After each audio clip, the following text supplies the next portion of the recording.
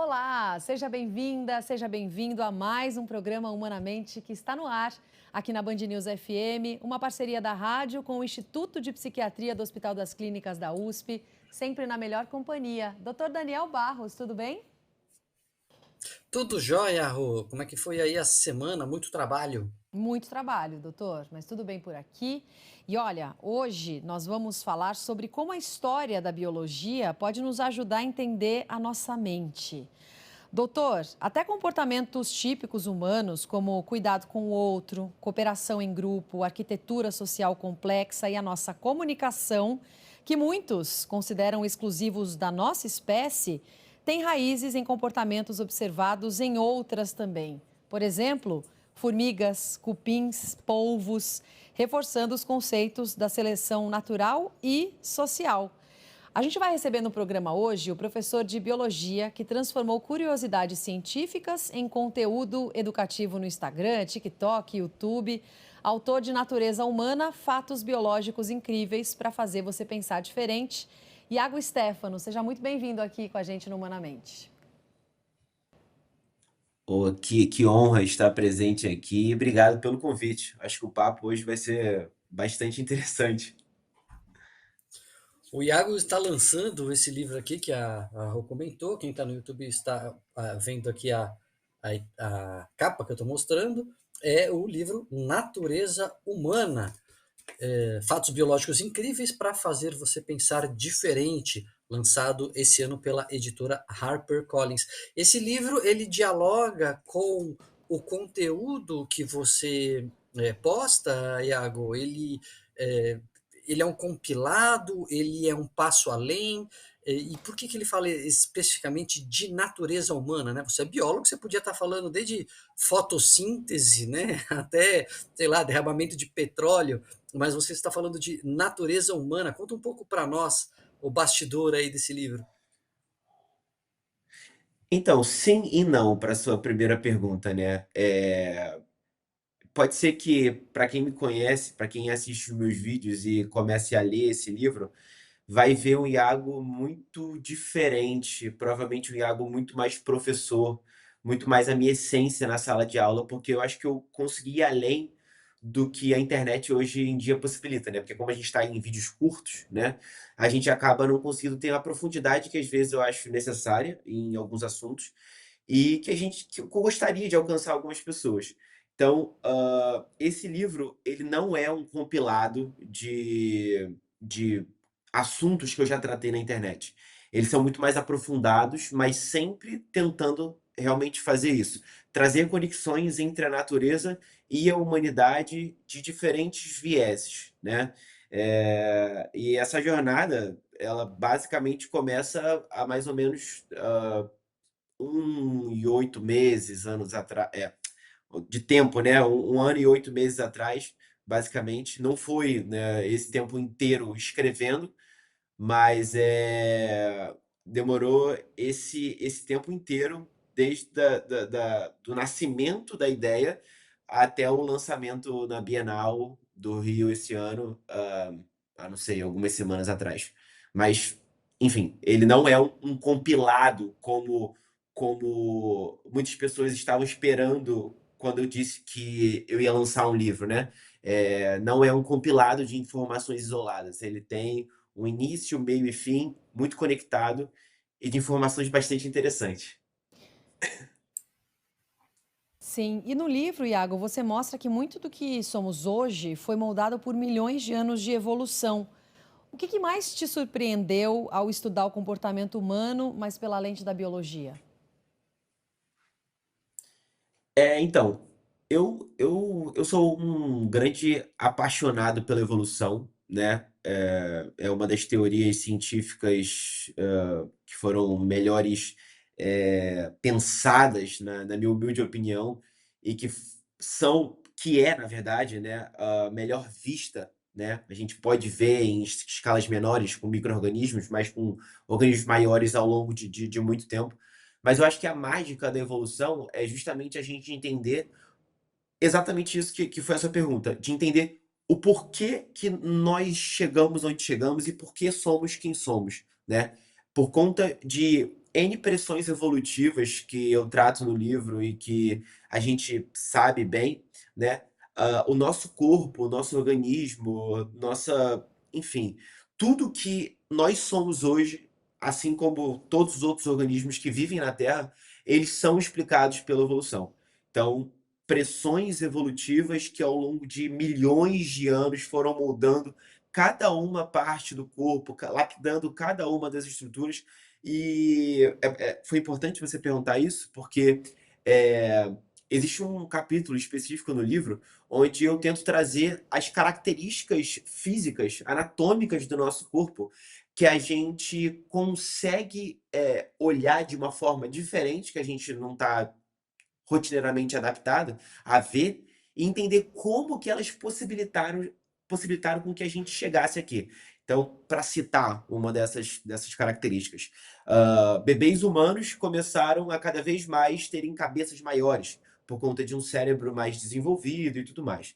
Mas esse cérebro dos bebês cada vez maiores, com crânios maiores, acabaram batendo numa pelve, né, na região ali pélvica, na cintura pélvica de mulheres que não comportava com a passagem daquele crânio. Então, a gente consegue entender porque que os quadris das mulheres são diferentes dos quadris dos homens, são maiores, né, justamente para poder possibilitar a cabeça desse bebê passar por ali. E a gente tem a estrutura da moleira, né, que a gente vê nos bebês, aquela parte mole no meio do crânio, né, que depois vai se conectar, vai se ossificar, né? E, enfim, essa é uma das partes que eu tenho muito orgulho de ter escrito. Então, é basicamente isso. Agora, é interessante, o Iago, que quando a gente começa a entender as origens do nosso comportamento, né, os motivos por trás de nós sermos como somos, evolutivamente até, isso tem uma implicação para a nossa vida prática hoje em dia. Eu dou como exemplo, queria saber se você concorda com esse exemplo, que eu saquei da manga num dos livros que eu escrevi, um dos primeiros livros que eu escrevi com a editora Sextante, que era o Pílulas de Bem-Estar, e aí eu falava de comer, né, de como nós somos gulosos. E aí imaginava que, assim, na nossa história evolutiva, lá atrás, nas florestas, nas savanas, quando morria um bicho, quando conseguia caçar um bicho que aparecia comida, que nem tinha, né, uma disponibilidade tão grande assim de comida, os mais gulosos, os mais vorazes eram quem tinha mais chance de sobreviver. Né? Se o cara era muito de boa, assim, fala, come aí, o que sobrar eu como, esse cara não sobreviveu para deixar descendentes. Então, nós somos descendentes de gulosos. Nós somos programados para comer até o fim, comer até estar satisfeito. Então, na prática, hoje a gente precisa moderar o quanto de comida a gente tem à nossa disposição, porque o que à nossa disposição, a gente. Eu não sei se você concordaria com esse exemplo. O que você acha? Eu acho que de um certo ponto de vista faz sentido, faz sentido. Eu acho que um bom ponto de conexão com essa sua fala, com esse seu pensamento, é em questão que isso é uma teoria, é debatido e tal, até porque tudo na evolução são grandes teorias, mas esse ponto que você falou de sermos seres gulosos, né? Eu acho que tem um fio conector muito bem estabelecido com hoje o nosso comportamento guloso para o doce, né? Eu sei que a gente sabe, né, que a mente humana com compulsão, com estresse, enfim, tem multifatorial para essas questões. Mas é falado, é debatido que achar alimentos doces, né, açucarados, né, na savana, numa floresta, eram coisas muito difíceis. A gente está falando aí de frutos, né, que estavam ali em seus momentos perfeitos de maturação, né, enfim. E aí a gente tinha uma baita disponibilidade numa árvore só. Então você ia ali, um caçador-coletor pegava aqueles frutos e, pô, mandava para dentro, glicose, energia fácil, né. Então, é exatamente isso que você acabou de dizer. Os comportamentos que os nossos antepassados, né, nossos ancestrais, sofreram, né, as pressões seletivas moldam muitos comportamentos, que temos hoje. É óbvio que a pressão ambiental que temos hoje é muito diferente do que foi vivido. Mas, com certeza, nós podemos pontuar muitos comportamentos que temos hoje com base na evolução humana. Ô, Iago, tem vários pontos aí da conversa que a gente terminou no último bloco que a gente quer retomar, mas antes vou mostrar alguns dados levantados pela nossa sala digital da Band que revelam o interesse das pessoas em relação ao assunto que a gente está tratando hoje aqui no Humanamente. Primeiro, quando vão à internet buscar sobre evolução, as pessoas querem saber mais sobre seleção natural, evolucionismo, mutações e criacionismo, por exemplo, só para a gente ter uma ideia. Tem uma segunda tela, para quem está acompanhando a gente também pelo YouTube, que mostra as buscas quando as pessoas querem entender melhor humanidade, ser humano. Então, há muitas buscas pela invenção da escrita, interesse pelas estrelas no espaço, surgimento também do ser humano, fala e quando o ser humano começou a lutar. E ainda uma terceira arte que faz a gente entender as buscas, principalmente pelas teorias da evolução. A teoria da evolução é a mais buscada entre as teorias nos últimos 5 anos aqui no nosso país, na internet, perdendo para relatividade, teoria celular, Big Bang e até teoria de Darwin. Isso, claro, o Iago sempre divulgando vídeos nas redes sociais deve ter muito essa percepção, né, doutor? Eu até queria, acho que valia a pena, Iago, você fazer uma síntese aí para nós, para o ouvinte, né, que está acompanhando a nossa conversa, do que é exatamente a evolução e que é diferente da seleção natural, para a gente colocar todo mundo na mesma página, né? Eu lembro de um paleontólogo, acho que é paleontólogo, né, o Stephen Jay Gould, que acho que foi ele que eu li as lições mais interessantes ali, que ele, uma síntese, né? Ele falava, ó, o que o Darwin disse é o seguinte, todos os animais têm mais filhotes do que conseguem sobreviver. E os mais aptos é quem acabam sobrevivendo. Esse é o ponto de partida. E a partir daí, outras coisas outros mecanismos, né, vão acontecendo. Mas seria legal colocar nossos ouvintes todos na mesma página, o que é evolução, o que é seleção natural e como implica. Bom, muita coisa para dizer, mas provavelmente eu deixo isso bem claro que a evolução é uma teoria bastante complexa, tá? Esse é o primeiro ponto. Provavelmente eu falando sobre evolução, um outro professor de biologia falando sobre evolução, um biólogo falando sobre evolução, provavelmente a gente explicaria de formas diferentes, mas no fim a gente chega no mesmo ponto. Evolução basicamente nada mais é do que como os organismos vão se alterar ou não durante o tempo, tá? Ah, você tem exemplos, como eu dei no bloco anterior, da moleira, que é uma adaptação, e a gente tem surgimentos aleatórios, isso é bastante importante, de mudanças corporais ou não corporais, pode ser genética, né? Enfim, fisiológicas, comportamentais, que vão aumentar ou não a sobrevivência dos indivíduos. Então, a gente tem N exemplos de evolução, mas tudo isso está relacionado com o aumento ou não da sobrevivência desses organismos, que é basicamente a seleção natural. Então, vou dar um exemplo aqui muito claro, né? Até porque professores vivem de exemplos, mas vamos supor que aqui esse ambiente aqui onde eu estou, muito branco, né? Ele fosse rodeado de mariposas, tranquilo? E eu amo comer mariposas, tranquilo? Vamos supor que temos várias mariposas brancas coladas nessa parede aqui atrás de mim. Tá? Eu vou ter dificuldade de encontrar essas mariposas brancas porque elas são brancas, elas estão camufladas, né? Vamos supor, tá, que do nada, eu decida pintar essa sala aqui de preto, ok? A sala vai ficar toda preta e as mariposas brancas vão aparecer para mim e eu vou comer todas essas mariposas, elas vão sumir. Vamos supor que aleatoriamente uma mariposa branca com outra branca se reproduzam e gerem um ovo que vai nascer uma mariposa preta. Caraca, agora a mariposa preta ela consegue se esconder nesse quarto e eu não vou conseguir ver. Então eu vou matar todas as mariposas brancas e as mariposas pretas vão começar a crescer, se reproduzir e quando eu perceber, só tem mariposa preta aqui. Esse exemplo que eu acabei de dizer é a seleção natural. A seleção natural diz que o ambiente é basicamente a pressão seletiva para encaminhar realmente as mudanças de cada organismo.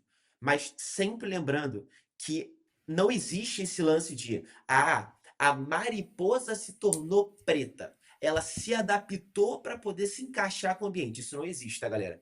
O que a gente tem é mudanças aleatórias que podem gerar alterações, que essas alterações podem ou não aumentar a chance desses organismos se reproduzirem e sobreviverem, tá? Então, evolução é algo bastante complexo, que tem vários braços, mas um dos filhos mais importantes, o tronco, a cabeça, é a seleção natural, que é basicamente a pressão do ambiente selecionando quais características devem ou não estarem presentes em maior quantidade. Muito legal ver o professor baixando aí no Iago, né? Já com os exemplos e com a prosódia. Deve ter sido, pô, legal ter aula com o Iago, hein? Eu gostaria, viu, Roberta?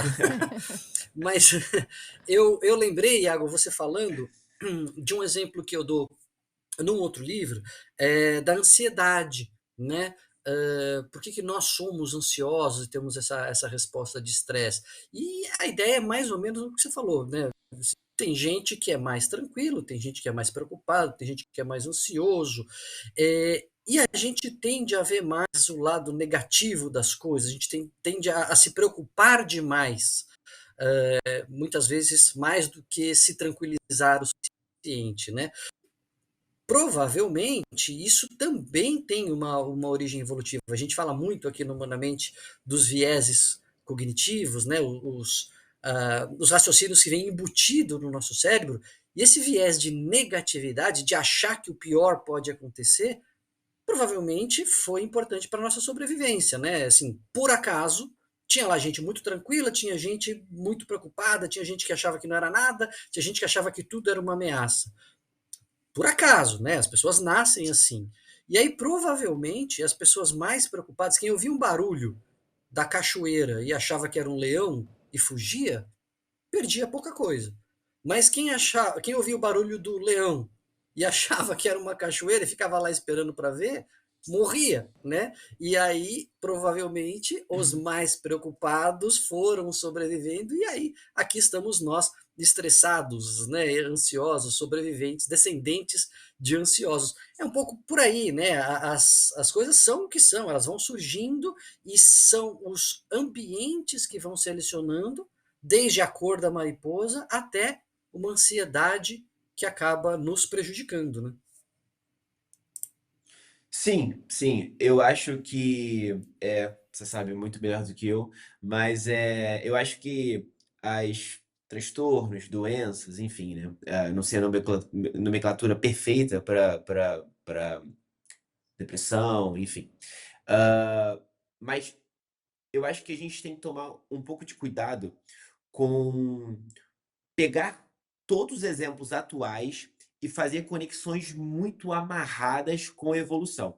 Eu acho que a gente tem que sim, trazer, explicações do nosso passado, dos nossos ancestrais, do ambiente dos nossos ancestrais, como realmente, se você é uma pessoa que está mais alerta, um caçador-coletor, você tem mais chance de sobreviver. Assim como se você talvez for um pouco mais corajoso e mesmo sabendo, indo com cautela, buscar um alimento que talvez mudaria ali a sobrevivência do seu grupo, tal, são muitas coisas a se pensarem. Mas eu acho também que hoje em dia o ambiente à nossa volta lotado de estímulos, né, que a gente sabe que a internet é esse ambiente lotado de estímulos, onde às vezes você vai ver um vídeo, são muitas cenas muito rápidas, muita luz, muita cor, você acaba, entrando na cabeça das pessoas e mudando ali algumas coisas, né. E, a questão da ansiedade, eu acho que ela também é muito multifatorial, né, mas com certeza a gente deve ter alguns traços e laços com os comportamentos dos caçadores-coletores aí do nosso passado aí, né, mas, enfim, eu acho que as coisas atuais também têm muitas causas atuais. Ah, não, sem dúvida, os transtornos mentais são sempre multifatoriais, né? Eu estava pensando só nessa nossa propensão né? Se a gente fosse mais É. tranquilo, talvez todo esse ambiente não nos incomodasse tanto, né? Mas é sempre multifatorial e nós somos homens das cavernas vivendo nas cidades, né? Isso traz um monte de conflitos para nós, né? Tanto físicos quanto mentais. E uma das coisas que eu acho mais fascinantes é a inteligência humana, né? Eh, mas eu acho o mais fascinante do que a inteligência humana é a gente ver como ela, aparentemente, ela está num contínuo, né? Ela não é assim, todos os animais burros e de repente o ser humano inteligente. Existe um contínuo, ainda mais eu que sou apaixonado por pássaros, leio os livros da Jennifer Eckerman, enfim, e também os polvos, né, que parecem aliens, porque têm uma inteligência, eles são muito Hum. longe de nós na cadeia evolutiva, mas muito inteligentes. Então, eu acho que é o mais perto que o ser humano já encontrou de um alien, né? Eu queria ouvir você um pouco sobre essa visão aí do professor de biologia da inteligência humana e da inteligência como fenômeno presente na natureza. Cara, é uma pergunta muito boa, porque, infelizmente, e aí isso é uma coisa importante de se dizer, né, mas as pessoas, elas, sem pensar muito, elas criaram um muro invisível entre os humanos e todos os outros organismos, né. Esse livro que eu escrevi, ele nasceu muito dessa ideia de que eu preciso quebrar essa barreira entre os humanos e todo o resto. Então, esse livro ele nasceu da ideia de colocar os humanos no meio de uma árvore, onde cada ramo a gente tem um organismo, um grupo, uma espécie, um gênero, enfim. Então, um dos pontos cruciais do meu livro é realmente bater nessa ideia da inteligência, que é mostrar alguns comportamentos mega inteligentes e às vezes que a gente não faz ideia que existem no mundo animal, mas que são ótimos exemplos de inteligência. Então, nessa parte da inteligência do livro, eu falo muito sobre o polvo, né, sépias também, que é um tipo de lula, né, falo de lula, sépia e polvo, mas também falo de abelhas, falo de insetos, mas é interessante falar isso sobre os polvos, né, porque eles são, e aí é meio assustador falar isso, tá, porque os polvos são invertebrados, né, eles não têm ossos, então a gente costuma falar: "Pô, invertebrado, um cara molenga, pô, é muito longe da gente". Mas pensando no sistema nervoso de um polvo, a complexidade chega a assustar. E mais, além do polvo ser o invertebrado, um animal sem osso, sem vértebra, né, sem coluna, mais inteligente, ele ainda é mais inteligente que alguns animais que a gente conhece e são vertebrados. Então, por exemplo, eu não lembro exatamente o número certo, mas polvos têm mais neurônios que alguns animais, como por exemplo, gatos ou cachorros, eu não lembro exatamente qual dos 2. Isso é uma coisa que assusta muito, porque você fala assim: "Cara, como que um cachorro tem menos neurônios do que um polvo?". Então, é uma complexidade o cérebro desses animais que é difícil de explicar. Cada tentáculo de um polvo pode, mexer sem o comando de uma de uma parte, de um sistema nervoso central. E aí eu costumo muito fazer isso, eu uso esse exemplo no livro, é uma cena bem, marcante do filme do Homem-Aranha, né. Tem um Homem-Aranha que é contra aquele professor, eu sempre esqueço o nome dele, que acho que é Octavius, enfim, que ele tem uns braços de robô. E aí aqueles braços de robô, eles são controlados pelo professor, beleza? Só que em algum momento aqueles braços, eles perdem a comunicação com a cabeça do professor. E aí os braços começam a se controlar sozinho, eles têm basicamente vida própria. Então, isso remete muito à ideia do polvo, né? Ele tem ali um cérebro central, mas ele tem quase um cérebro em cada um dos seus tentáculos. Então, isso demonstra em um apenas organismo, tudo bem que ele é um dos mais marcantes, mas é um organismo que pode ser comparado em questões intelectuais com muitos comportamentos humanos e de outros organismos muito mais complexos do que os próprios polvos.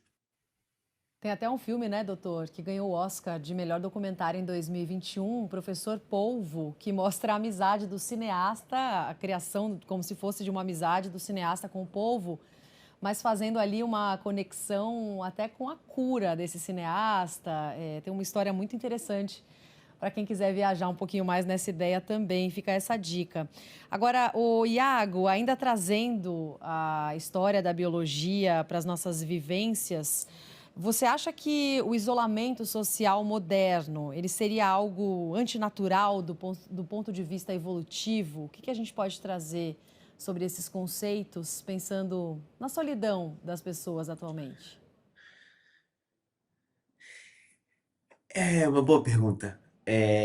Eu não lembro exatamente onde foi que eu li isso, em qual livro foi, mas eu lembro de um autor defender que nós só chegamos onde chegamos por conta da fofoca, né?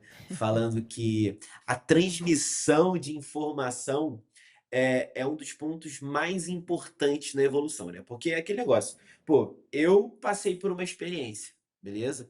Passei por uma experiência, a experiência foi horrível, enfim, eu aprendi com aquela experiência e eu vou passar adiante aquela informação. Aquela pessoa ali que ouviu essa experiência ruim, ela pode repetir, ela pode pagar para ver, ou ela pode aprender comigo e seguir adiante. Então, quando você está entre pessoas, num grupo social, que é o grupo dos humanos, né, você acaba trocando informações, se ajudando, aprendendo com os erros, vendo a pessoa fazer e repetindo algumas coisas boas. Então, eu tenho nesse livro, Na Natureza Humana, eu separo uma grande parte do livro para falar justamente sobre a questão social da natureza, o quanto importante é. E aí, trazendo um exemplo muito próximo da gente, né? Próximo, tá? Eu vou falar de um primata, por exemplo, hã, orangotangos, né, aquele primata que todo mundo gosta muito, aquele laranjinha, né. Eles têm, algumas espécies diferentes, e aí, existem grupos de orangotangos que são mais coesos, e existem grupos de orangotangos que são mais, individuais, né. E aí foi testado em quais desses 2 grupos de indivíduos mais sociáveis, né, e mais individuais, vamos dizer assim, quais se saíam melhor em algumas tarefas. E, para surpresa de nenhuma pessoa, grupos mais coesos, onde eu tenho organismos mais sociáveis, eu tenho um aprendizado melhor. E isso acaba facilitando a execução de algumas tarefas. Isso, como um professor, sabendo disso e gostando de ensinar, de falar sobre o que estudou, é um dos melhores exemplos. Então, assim, fico preocupado com esse isolamento social de algumas pessoas e acho muito importante que se aproxime, né? Até porque, né, o social ali faz a diferença na vida de todo mundo, né? Exatamente. É interessante que isso acontece também com os pardais, voltando ao exemplo plumado, né, que eu amo as aves. Parece que os pardais do mundo, né, é um dos poucos pássaros que estão aí em todos os continentes. Uma das vantagens deles é essa, vivem em bando, comem qualquer coisa, já ajuda, né? Mas o fato de viver em bando ajuda muito, porque de repente um do nada pensa numa solução, todo mundo olha e vai e faz a mesma solução, enfim, favorece muito, e isso acaba sendo uma vantagem, né, na sobrevivência.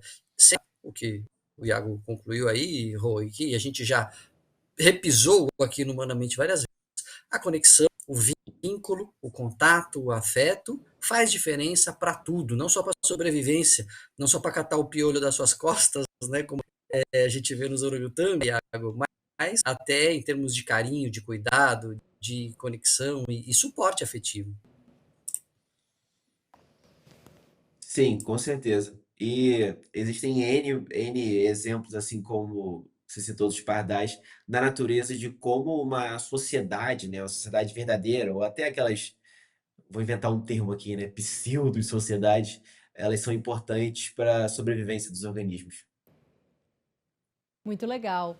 Terminamos mais um programa Humanamente, hoje conversando com o Iago Stefano. Iago, muito obrigada por essa conversa, por esse bate-papo aqui com a gente. Bom trabalho para você, com seus alunos também nas redes sociais. A gente segue te acompanhando. Até mais. Tchau, tchau, gente. Obrigado pelo convite aí, tá?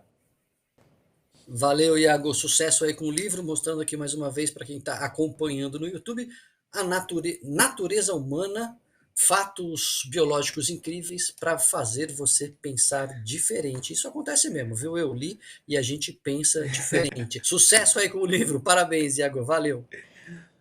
Valeu, obrigado. Tchau, tchau, gente. Doutor Daniel Barros, nós voltamos na semana que vem com outros assuntos importantes. Quem pegou o programa na metade, quer acompanhar a íntegra, pode encontrar no site da Band News FM, no YouTube, na nossa versão em imagens, sob a direção do nosso Glauco Genovese, ou também nos principais tocadores de podcast. Até a semana que vem, doutor. Até lá.